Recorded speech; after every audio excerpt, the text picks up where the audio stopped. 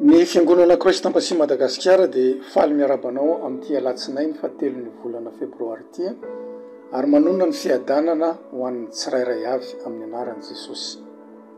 Ny rapisodian'ny famarinana horenesika androany dia mitondra ny lohahevitra hoe Kristy ilay Andriamanitra olona. Hitantsika eo amin'ny jaonina toko 2:17 ka hatramin'ny 1:30 mivaky toy izao amin'ny anaran'i Jesosy. Ary nisy famantarana maro hafa koa nataon'i Jesosy teo imason'ny mpianatra, izay tsy voasoratra amin'ity boky ity. Fa voasoratra izao mba hinonareo fa Jesosy no Kristy zanak'Andriamanitra, ary mba hanananareo fiainana amin'ny anarany raha mino ianareo.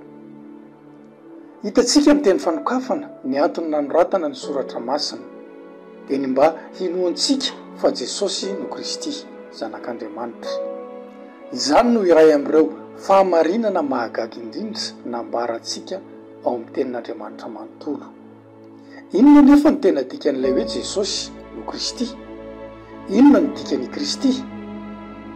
Voalohany, fantaro fa ny Kristy dia dika teny anglisy avy amin'ny teny grika hoe Christos, izay midika hoe Mesia.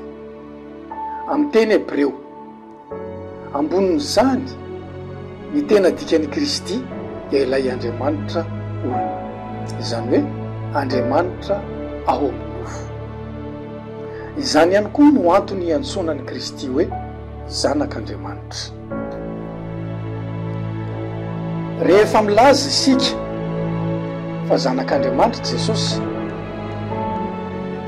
dia tsy midika izany fa Andriamanitra no miteraka an'i Jesosy, tahaka ny iray rehetra miteraka zazalahy, tahaka ny Monsieur Scott ohatra niteraka zazalahy antsoina hoe Scott Junior. Tsia, ny hoe zanak'Andriamanitra ao amin'ny soratra masina dia midika hoe Andriamanitra maka endrika olombelona. Izany no mahatonga an'i Jesosy rehefa nanambara fa zanak'Andriamanitra izy dia ny ampanga azy ny uniteny ratsy an'Andriamanitra ny mpitondra fivavahana. Noraisin'izy ireo izany fa nanambara ny tenany ho mitovy amin'Andriamanitra Jesosy. Toy izany koa ao amin'ny jaonina toko 10 andininy 17 ka hatramin'ny 17 dia milaza hoe izaho sy ny raiko dia iray ihany, izay nanosika ireo mpitarika jiosy naka vato hitorabato azy. Niady hevitra izy ireo fa izy olombelona ihany nefa nanao ny tenany ho Andriamanitra.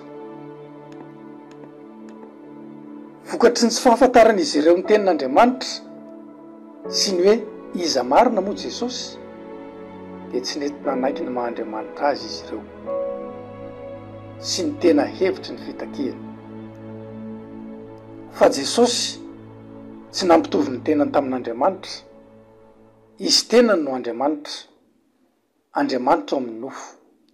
Izany no fahalalana tian'Andriamanitra nananao, ary lazainy amintsika izay mitranga rehetra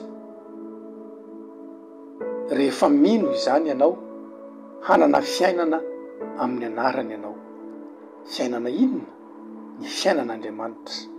Amin'ny alalan'i Jesosy Kristy dia manana natiora an'Andriamanitra ianao, izay fiainana mandrakizay